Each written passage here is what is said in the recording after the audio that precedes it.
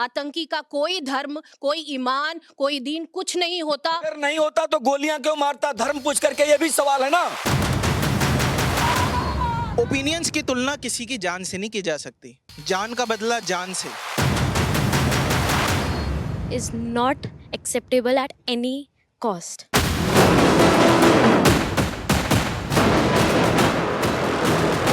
पाकिस्तान को भारत की सरहद के साथ मिला दो, पाकिस्तान को ही नक्शे से हटा दो।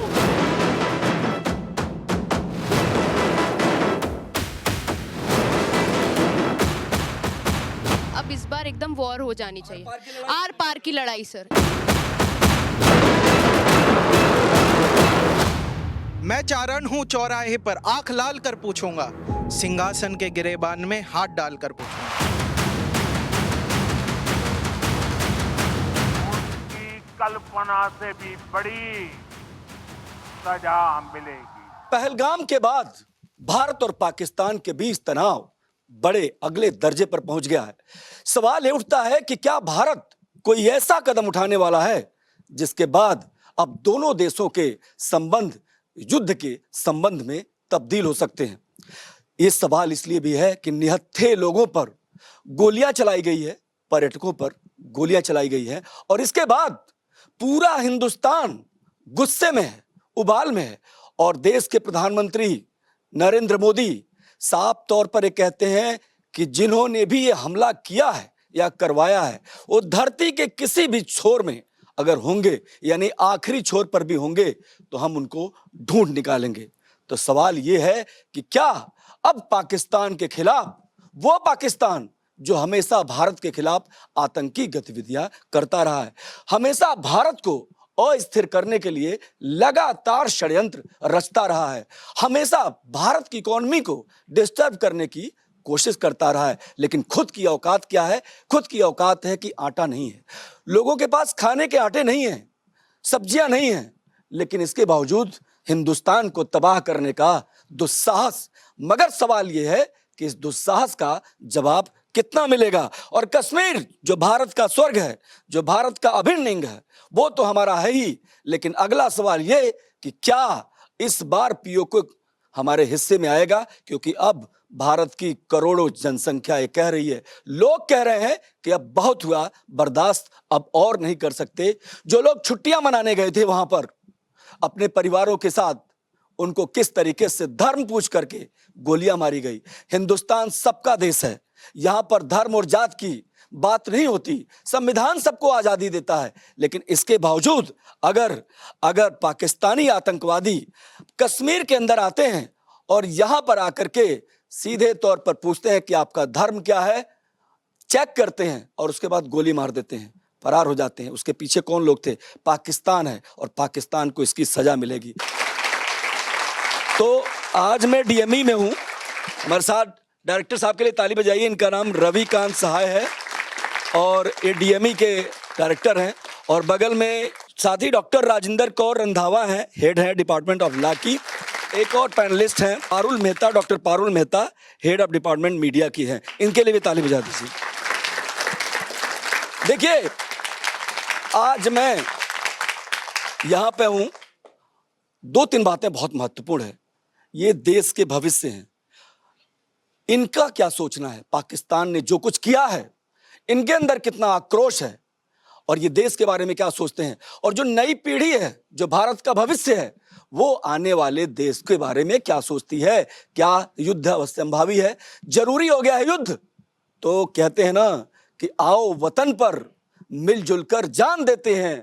बड़ा आसान है कमरे में बंदे मातरम कहना, बड़ा आसान है बंद कमरे में बंदे मातरम कहना। इस बात को हम शुरू करते हैं तालियों के साथ। और आप ये बताइए सर, बहुत बुरा हुआ है, पाकिस्तान ने किस तरीके से हमारे पर्यटकों पर गोलियां बरसाई है। सबसे पहली प्रतिक्रिया आपकी क्या है?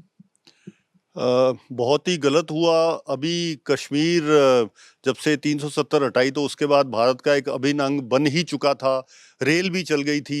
मैं तो खुद प्लान कर रहा था कि वहाँ पे कश्मीर विजिट करें। I think everyone was planning.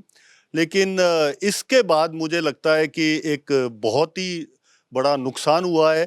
जो कश्मीर का इंटीग्रेशन प्रोसेस था हमारे देश से, उसको एक बहुत बड़ा झटका लगा है, बहुत नुकसान हुआ है और इससे कश्मीर की इकोनॉमी को, कश्मीरियों को तो नुकसान हुआ ही हुआ है। उसके अलावा एक धर्म पर भी बहुत बड़ी चोट हुई है और एक ऐसा माहौल बनाया जा रहा है जैसे कि दो टाइप के लोग यहाँ रहते हैं, कुछ हिंदू हैं, कुछ नॉन हिंदू हैं। तो मैं समझता हूँ इससे बहुत ही इसके दूरगामी परिणाम होंगे। मैं आऊंगा आपके पास, लेकिन छोटी प्रतिक्रिया लेंगे। मैम आप बताइए, ये जो कुछ भी हुआ है, लोग छुट्टियां मनाने गए थे, ये तो कह रहे हैं आर्थिक जो असर पड़ेगा इकोनॉमी पे, खास करके कश्मीर पे, वो तो असर पड़ेगा ही, लेकिन मानसिक अवसाद भी तो पैदा हो रहा है। कितना तनाव है, कितना प्रेशर है कि अपने ही देश में हम जाएंगे और हमसे धर्म पूछ करके हमारी हत्या कर दी जाएगी। बिल्कुल, मैं बिल्कुल आपसे सहमत हूँ। आप देखिए, जिस बच्चे के सामने गोली मार के उसके पिता की हत्या कर दी, उस बच्चे का मानसिक संतुलन क्या रहेगा?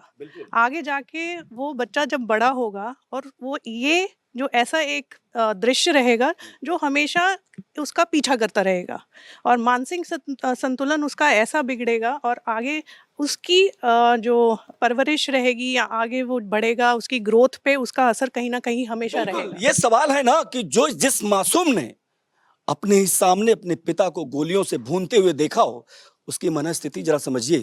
कितना दर्द, कितनी वेदना, कितनी बेबसी और इन सब के बीच राजनीति। लेकिन इसके ये बताइए, आप बच्चों को आप पढ़ाती हैं, मैं आपसे ये जानना चाहता हूं कि कश्मीर में लोग घूमने गए थे और वहां पर कुछ लोग आते हैं, गोलियों से उनको इस घटना का मतलब क्या है?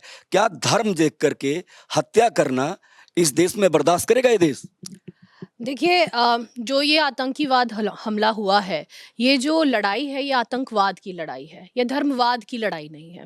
भारत देश में जहाँ तमाम धर्म के लोग रहते हैं, कोई भी इंसिडेंट, टेररिज्म अटैक जब होता है तो उसका इम्पैक्ट होता है। और ये जितने भी अटैक्स हुए हैं, इनका एक परसेप्शन है, एक ऑब्जेक्टिव है। ऑब्जेक्टिव यही है कि हमारे देश को फिर एक बार धर्म में बांटा जाए और इसका डेफिनेटली बहुत ही मेजर इम्पैक्ट पड़ा है उन छोटे बच्चों पे जिनके पेरेंट्स को वहाँ मार दिया गया। हमारे लेफ्टिनेंट साहब वहाँ पे मौजूद थे जो कि नेवी के अफसर थे, उनको मार दिया गया, उसका बहुत इम्पैक्ट पड़ा होगा। और क्योंकि हम तो अध्यापक हैं, हम तो क्लास में बच्चों को पढ़ाते हैं, हमारे पास हर तरह का बच्चा आता है, हिंदू भी है, मुसलमान भी है। तो इस तरह की घटनाओं पे जो इम्पैक्ट है वो बहुत ज़्यादा है और इसको कहीं ना कहीं धर्मवाद से ना जोड़ा जाए। आतंकी का कोई धर्म, कोई ईमान, कोई दीन कुछ नहीं होता। अगर नहीं होता तो गोलियां क्यों मारता धर्म पूछ करके? ये भी सवाल है ना मैम, आप भी तो सोचिए।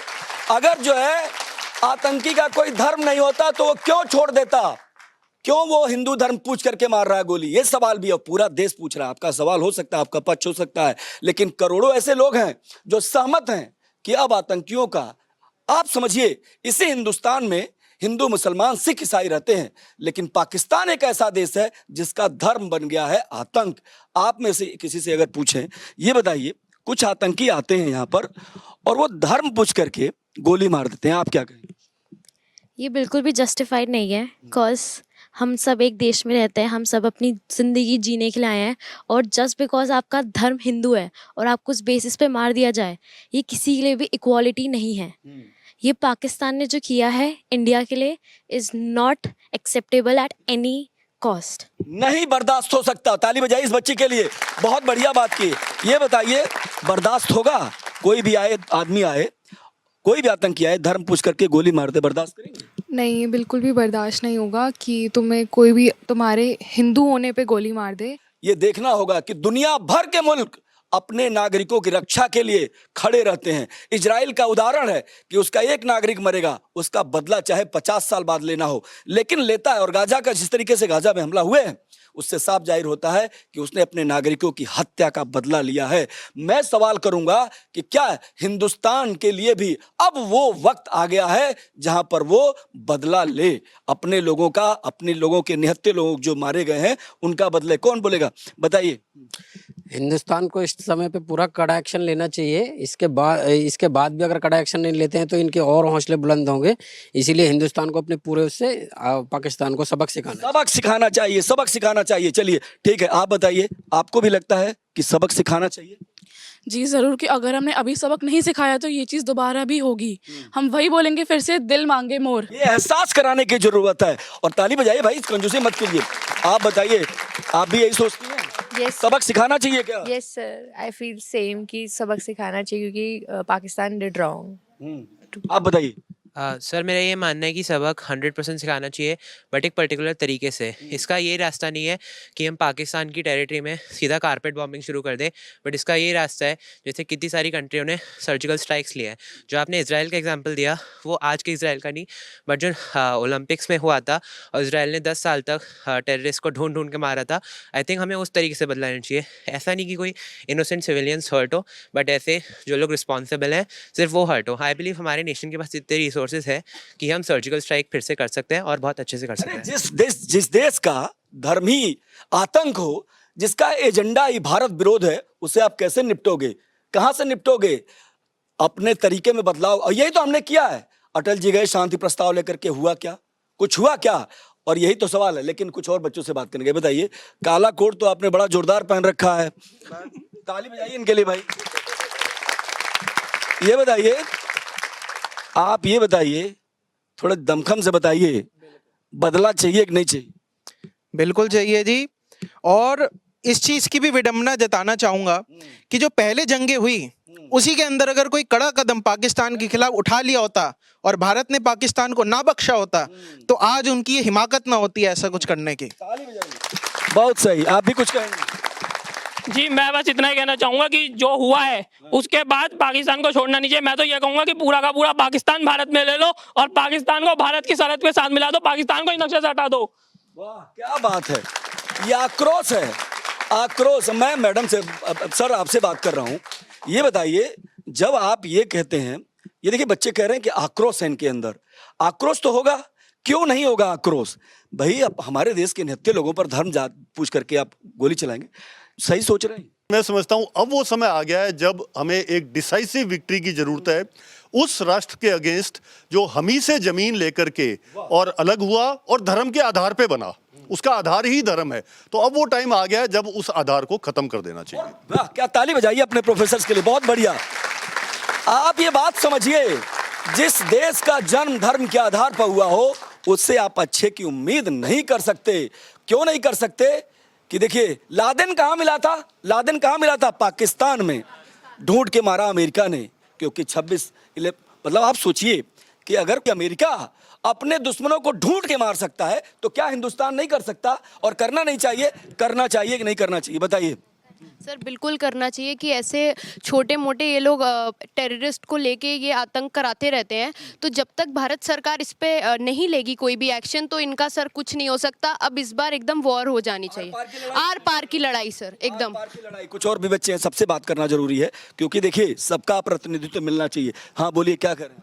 ये बिल्कुल वॉर होनी चाहिए क्योंकि पाकिस्तान की तो आदत है बिल्कुल ही कि वो थाली में छेद करनी, पानी हमसे ले रहे हैं, खाना हमसे ले रहे हो, तब भी ये काम ऐसे करके जा रहे हैं। बिल्कुल इनमें वॉर होनी चाहिए, इनको खत्म करना चाहिए बिल्कुल। अभी आप कुछ कहेंगे?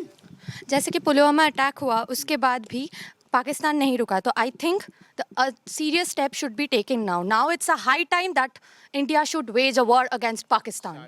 ये जो गुस्सा है आंखों में दिखाई दे रहा है, ये गुस्सा हिंदुस्तान का गुस्सा है। मैं भी जब ये शो कर रहा हूं तो मुझे भी गुस्सा आ रहा है। क्यों झेले हमारी पीढ़ी ये आतंकवाद? क्यों हम बर्दाश्त करें ये रोज रोज का? नहीं चलेगा अब, बिल्कुल नहीं। और वो पाकिस्तान जिसके बारे में सब लोग जानते हैं, मैं आऊंगा आप दोनों के पास, अभी पूछता हूं, लेकिन कुछ जानकारी जरा समझिए। इस बार देश एक है, मैं जानकारी बता रहा हूं, देश एक है। विपक्ष के साथ सरकार ने मीटिंग की है और मीटिंग के बाद विपक्षी नेताओं ने कहा है कि हम सरकार के हर एक्शन का समर्थन करते हैं। ये एकता के लिए ताली होनी चाहिए, ये बहुत बड़ी बात है। ये पहली बार है। पाकिस्तान को लेकर के तलखी बहुत ज्यादा बढ़ गई है। अमेरिका भी भारत का साथ दे रहा है, रसिया भी भारत का साथ दे रहा है, लेकिन सबसे पहले अगर किसी चीज की जरूरत है तो वो कि पूरा देश सरकार के साथ खड़ा हो जाए और इस एक्शन की मांग करे कि अब आतंकवाद हम और बर्दाश्त नहीं करेंगे। हम हर बार क्यों शांति प्रस्ताव लेके जाते हैं? क्या कोई मसूद अजहर किसी शांति प्रस्ताव को मानेगा? भारत में गाजी बाबा था जिसने अटैक किया पार्लियामेंट के ऊपर, उसका मास्टरमाइंड था। वो क्या कोई शांति प्रस्ताव मानता? अगर उसका एनकाउंटर नहीं हुआ होता तो आतंकी क्या दाऊद इब्राहिम क्या कोई शांति प्रस्ताव मानेगा? नहीं। और पाकिस्तान की सेना का इतिहास रहा है, वो लगातार पैसे फंड दे करके आतंकी बनाते हैं। तो जो आतंक की खेती करता हो उससे हम कैसे लड़ेंगे? उसको सिर्फ और सिर्फ तबाह करके ये लड़ाई जीती जा सकती है। तो एक बार फिर से ताली शुरू करते हैं और इस बहस को शुरू करते हैं। ये बताइए आप, अब सरकार जो है, आप मानती हैं कि आर पार हो जाना चाहिए, आगे बढ़ जाना चाहिए? ये छोड़िए। Like I don't think so कि war is the solution. Mainly जो हमारे जो टेररिस्ट हैं उन पे फोकस करने के बजाय पूरे देश को उड़ा देना वो बहुत बहुत गलत है। और इवन अपनी कंट्री का क्या है, जब खुद की सिक्योरिटी इतनी वीक हो कि उस जगह पे कोई सिक्योरिटी नहीं थी। इवन जो जगह भी थी जहाँ पे वो 5 to 7 किलोमीटर दूर, हॉस्पिटल भी नियरेस्ट 50 किलोमीटर दूर। जब खुद ने ऐसी व्यवस्था हमने की नहीं है, how can we say that कि हम पूरी कंट्री को वो करने की कोशिश करेंगे जब हमने खुद की सिक्योरिटी इतनी वीक कर रखी है। एटलीस्ट जहाँ पे अगर टूरिस्ट लोग जा रहे हैं उधर तो ऐसे ही सिस्टम तो क्रिएट करना चाहिए कि आपके इस सवाल का कुछ जवाब देना चाहते हैं, बताइए कौन? हाँ जी बताइए। इन्होंने बोला कि वॉर की हमें जरूरत नहीं है, तो मैं महाभारत की बात करना चाहूंगा। महाभारत में जब दुराचार किया था कौरवों ने, तो श्री कृष्ण ने भी कहा था कि युद्ध ही एक प्रमाण है। तो मैं सीधा कहूंगा कि विनाश ही एक प्रमाण है। पाकिस्तान को जिस तरह पहले बोला था कि नक्शे से निकाल देना चाहिए, वैसे ही निकाल देना चाहिए। ना तो उनके पास खाना है, ना रोटी है, ना कपड़ा है, कुछ नहीं है, तो उनको रह के वैसे भी कोई फायदा नहीं है, ना उन्हें कोई। वैसे भी विश्व बैंक के पास वो कटोरा लेके ही तो मांगता है। जब भी जाता है दुनिया में हर जगह कटोरा लेके जाता है, कहता हमारे नागरिकों के पास पैसा नहीं है, हमारे पास खाने के लिए कुछ नहीं है। और तमाम फैक्ट्रियां बंद हो गई, एयरपोर्ट से लेके तमाम जगहों पर मंदी का असर है। लेकिन इस बात को समझिए कि उसके पास पैसा कहां से आता है कि हिंदुस्तान के खिलाफ आतंकी खड़ा कर देता है। आप बताइए क्या कह रही हैं आप? सर, जैसे बहुत लोग बोलते हैं कि हमें सेंसिटिव होना चाहिए पाकिस्तान की यूथ को लेके या पाकिस्तान के लोगों को लेके, लेकिन बट शायद हम लोग भूल जाते हैं कि पाकिस्तान के ही सोशल मीडिया अकाउंट से वो लोग ये बोलते हैं अरे और लोगों को मारना चाहिए था। मुर्शिदाबाद में जब दंगे होते हैं वो लोग ये बोलते हैं अरे और हिंदुओं को मारना चाहिए था। तो हम कैसे उनकी तरफ सेंसिटिव हो सकते हैं? हमें पूरी तरह उनका विनाश करना चाहिए, पाकिस्तान का विनाश करना चाहिए। देखिए, और यही एक और बात, अभी आपको कुछ और बताता हूं, पाकिस्तान का सेनाध्यक्ष जनरल मुनीर, जिसने इस घटना के पहले 3 दिन पहले कहा था कि हिंदुस्तान और या कश्मीर हमारे गले की नस है, और उसने कहा था कि पाकिस्तानियों अपने मुल्क के लोगों को सिखाओ कि वो भारत से नफरत करना सीखें, हिंदुओं से नफरत करना सीखें। और जब मुल्क का इतना बड़ा सेनाध्यक्ष एक मुल्क का ये कहता हो तो समझिए कि कितनी ज्यादा घृणा है उनको हमसे। क्या उनसे कोई शांति प्रस्ताव मानेंगे? वो हमारी नहीं मानेंगे। आप लोगों को क्या लगता है? आप कुछ बताइए। सर, मुझे लगता है कि ये जो हम अभी प्रोपेगेंडा प्रपोज कर रहे हैं कि पूरे देश को उड़ा देना चाहिए, आप कह रहे हैं कि एक बच्चे ने अपने माता पिता इसको प्रोपेगेंडा समझ रहे हो? आप इसको प्रोपेगेंडा समझ रहे हैं? जो 26 लोगों की जान गई है उसको प्रोपेगेंडा समझ रही हैं? नहीं सर, मैं वो बिल्कुल भी नहीं बोल रही हूँ। एक बच्चे के माता पिता की जान गई है, वो हम पेन कभी भी महसूस नहीं है, वो बहुत ज्यादा पेन है। आपके हिसाब से क्या, आपकी राय क्या है? इन्होंने अटैक किया है, उन्हीं को ही मारा जाए। ढूंढेंगे इसमें किसके चेहरे पे लिखा आतंकवादी है, किसके चेहरे पर लिखा है आतंकवादी। सुनो, आप मेरी बात सुनो, किसके चेहरे पर लिखा है? ये इतना आसान समझते हैं आप? और कश्मीर की जो हालत है वहां पर ये ढूंढ पाना, ये आदमी कौन है, क्या है, ये सुनिए मेरी बात, फिर सुनिए, फिर जवाब दीजिए। पत्रकारिता के स्टूडेंट सुनिए पहले, ये मुश्किल होता है ढूंढ पाना। मैं चारण हूं चौराहे पर, आंख लाल कर पूछूंगा, सिंहासन के गिरेबान में हाथ डालकर पूछूंगा। और मेरा सवाल ये है कि अब घड़ी आ चुकी है कि एक सर्जिकल स्ट्राइक की जाए, जिससे उन आतंकियों को कड़ी से कड़ी पनिशमेंट मिली जा सके और उनका सफाया किया जा सके। बिकॉज वाद विवाद बहुत हो चुके हैं, ओपिनियंस लोगों के बहुत लिए जा चुके हैं, लेकिन ओपिनियंस की तुलना किसी की जान से नहीं की जा सकती। जान का बदला जान से। ए वतन वतन मेरे आबाद रहे तो, ए वतन वतन मेरे आबाद रहे तो, मैं जहाँ रहूँ मेरी सांस रहे तो, ए वतन मेरे वतन, तुझ पे कोई गम की सांस आने नहीं दूँ, तुझ पे कोई गम की सांस आने नहीं दूँ, कुर्बान मेरी जान तुझ पे शाद रहे तू, कुर्बान मेरी जान तुझ पे शाद रहे तू, ए वतन। बढ़िया, देखिए ये भी एक इमोशनल। जय हिंद। आप में से कोई कुछ कह रहा है? क्या कहेंगे, कुछ कहेंगे आप? मैं ये कहना चाहूँगी कि जैसा सब बोल रहे हैं कि देश मतलब पाकिस्तानियों को मारना चाहिए, ऐसा करना पाकिस्तान को मारने की बात कौन कर रहा है? आतंक को मारने की बात कर रहा है। टेररिस्ट को मारना चाहिए, तो वो जो सब कह रहे हैं बिल्कुल सही कह रहे हैं, ऐसा होना चाहिए। टेररिज्म को खत्म, बिल्कुल ही खत्म करना चाहिए, ताकि हमारा आप बताइए मैम क्या कहेंगे? मुझे लगता है कि बिल्कुल बदला लेना चाहिए, घर में घुस के मारना चाहिए, जैसे उन्होंने हमें घर में घुस के मारा है, तभी उन 26 लोगों को की आत्माओं को शांति मिलेगी। ये बहुत बड़ी बात है। अच्छा ये बताइए, अब इधर आते हैं, बड़े वरिष्ठ लोग हैं, माफ करिएगा हमें थोड़ा समय की कम दिक्कत है, लेकिन पहले मैम ये बताइए, आपने दोनों पक्ष देखा, वो कह रहे हैं कि ये कोई सोल्यूशन नहीं है युद्ध, लेकिन युद्ध तो लड़ना पड़ता है, वरना मिलिट्री क्यों होती, वरना पुलिस क्यों होती? इसी नोएडा में पुलिस की क्या जरूरत है? जरूरत ही नहीं है। अगर सबको सद्भाव, शांति, सबको यही बात करनी है तो इसकी जरूरत क्या है? लेकिन अगर कोई त्रासदी होती है, अगर कोई हत्यारा हत्या करता है, तो नोएडा पुलिस भी तो मामला दर्ज करती है, उसके परिवार को भी भुगतना पड़ता है। होता है कि नहीं? ऐसा होता है। तो अगर किसी कंट्री का धर्म बन जाए आतंक, तो उसकी कीमत उसके लोगों को भी चुकानी पड़ती है। आप क्या कहें? नहीं, आप बिल्कुल ठीक कह रहे हैं। जो देखिए, फिर मैं वही कहूँगी, लड़ाई तो आतंकवाद की है और आतंकवादियों के साथ लड़ना है, बिल्कुल जाके लड़ना। और जो हमारी सीसीएस जो कमेटी बैठी है, उससे जो 5 प्रस्ताव आए हैं वो बिल्कुल ठीक हैं। इंडस वाटर ट्रीटी की बात करें, पानी रोक दिया, ये बहुत ज़रूरी था रुकना। अब बदले में वो शिमला समझौता को तोड़ दें तो तोड़ दें। बताइए, 2 मिनट जल्दी से बता दीजिए, शिमला समझौता क्या है? देखिए, ये समझौता जो हुआ था 1972 में हुआ था, जो कि इंदिरा गांधी और जुल्फिकार अली भुट्टो ने मिलके इस समझौते को बनाया था, ताकि दोनों देशों में जो है शांति बनी रहे और अमन बना रहे। अब क्योंकि ये लड़ाई इतनी बढ़ गई है और वो कहते हैं ना, भारत हमको जान से प्यारा है, सबसे प्यारा गुलिस्तां हमारा है, तो छोड़ेंगे तो नहीं, मगर मुझे लगता है इनोसेंट्स को मार के तो सोल्यूशन नहीं होगा। इसको आतंकवाद को खत्म करके ही सोल्यूशन है। आतंकवाद को खत्म करके। सर, आपको लगता है कि आतंकवाद, अब ये आप कुछ राय ऐसी भी है कि कुछ लोग कह रहे हैं कि पूरे मुल्क को तो हिंदुस्तान भी नहीं तबाह करेगा, क्योंकि ये विषय ही नहीं, पता नहीं कहां से आ गया।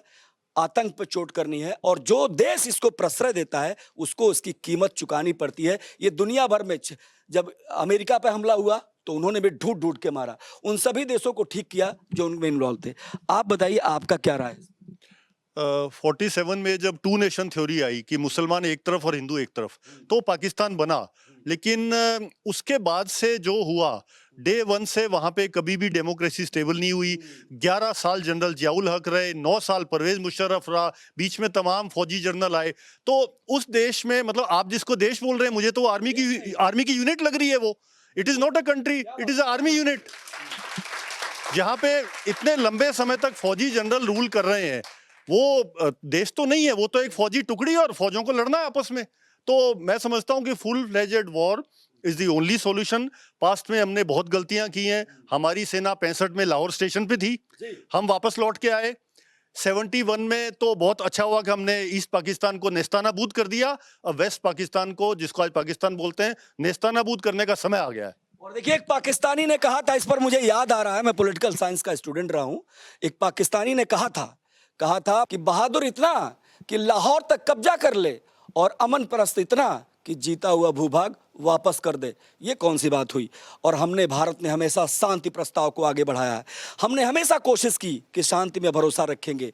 हमने दुनिया में बुद्ध के ज्ञान को अपनाया, क्योंकि हम मानते हैं युद्ध कोई विकल्प नहीं है। लेकिन मैं आपको बताऊं कि अब चूंकि ऐसी घटनाएं हुई हैं, इसके पहले भी हुई थी, याद करिए, इसके पहले भी कारगिल हुआ, इस देश ने 2000 से अधिक जवान मरे थे। कितनी त्रासदी झेली है इस देश ने, तो इस दर्द को भी समझना पड़ेगा। और अब लगता है कि निर्णायक वक्त आया है। पाकिस्तान के खिलाफ भारत सरकार क्या करती है, इसका एजेंडा टीवी डिबेट में नहीं हो सकता। वो सोच रखी होगी, कुछ तो होगा, कुछ बड़ा होगा, लेकिन बड़ा होने के साथ सबसे बड़ी बात कि आपको अपने देश के साथ खड़ा होना होगा। ये खड़ा होना सबसे ज्यादा जरूरी है। देश दुनिया की तमाम बड़ी खबरों के लिए देखते रहिए भारत एक्सप्रेस। नमस्कार, जय हिंद।